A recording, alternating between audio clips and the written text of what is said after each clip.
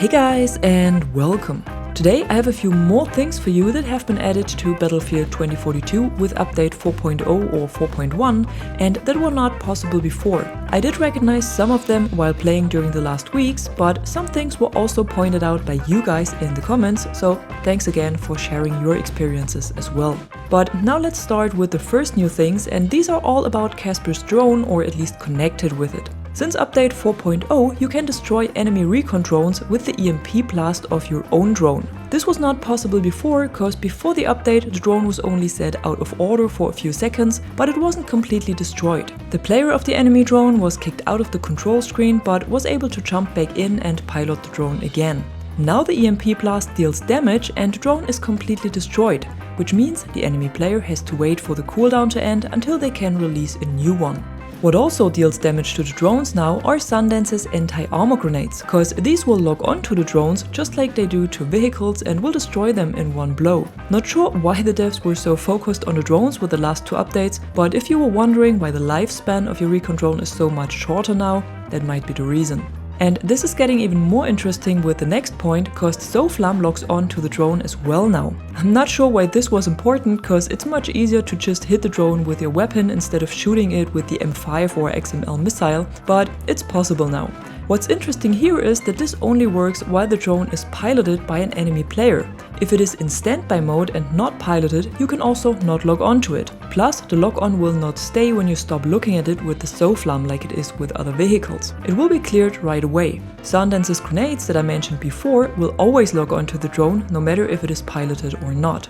But there's also one thing that was added to improve the drone, at least a little bit, and that I'm very happy about. And that's the ability to use the full ping system and give orders while piloting the drone. This was a bit annoying before, especially when you were the squad leader and you always had to get out of the drone control to give new orders. But now you can give them literally on the fly and also ping situations as dangerous in addition to actively spot enemies and disrupt vehicle systems. But enough about the drones now, let's talk about some more changes that were made. Cause another mechanic that was finally added and that I'm also very happy about is that the robot dog ranger is now one shot with the Recoilless M5, at least when you do a direct hit. That's of course not very healthy for the ranger itself, but definitely makes it less annoying since it is a sponge for normal bullets.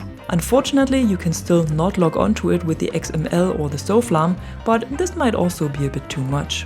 But there's something else you can break with the Recoilless M5 instead, and that's Dozer's ballistic shield, at least for a few seconds. Cause when shooting at the shield with a rocket, either from the Recoilless M5 or from a tank, it will break Dozer's defense for a short moment and he will put the shield to the side and will be completely vulnerable to bullets and explosives. So the Recoilless M5 is actually getting even more valuable and worth equipping now. Something else that I just tested because I was wondering if it still works is Angel's ability to repair Ranger with his ammo packs. Cause before update 4.1, when Angel still had this ammo plus armor combination, you could just throw these to Ranger and that would repair it. But like I said in one of my last videos already, I was afraid that they had removed this as well alongside the armor plates. And yes, they did. I mean, this might not have been a feature that was used by a lot of players, but I found it a pretty nice detail and at least a quick option to repair Ranger. Now the only chance to repair it is to command it over to you or walk over to it and use the repair tool. And in the thick of the battle, this is not very practical. Quickly throwing an armor plate was definitely the better option, but at least you get repair points for repairing the robot now. Another mechanic that was added to the game with update 4.0, and that's pretty similar to Casper's drone, is that when you are in the third-person view of a vehicle, you can now ping danger and give orders as well. And again, this was a bit annoying as a squad leader or when you wanted to ping a situation for your squaddies. Now you can ping and give orders in both first-person and third-person view, no matter what kind of vehicle you are in. And then there's already number 9, something that is a bit strange but somehow made it to the game. You now get kill assists when you have thrown a smoke grenade and an enemy covered in smoke gets killed by one of your teammates. This is kind of funny to me cause I never saw this as some kind of assist, but well, now it is in the game. I just wish they would also add assists for damaged or spotted vehicles cause that's still missing completely. But maybe we will see this with one of the next updates. And last but not least, more of a little fun fact than an actual tip or things you didn't know you can do.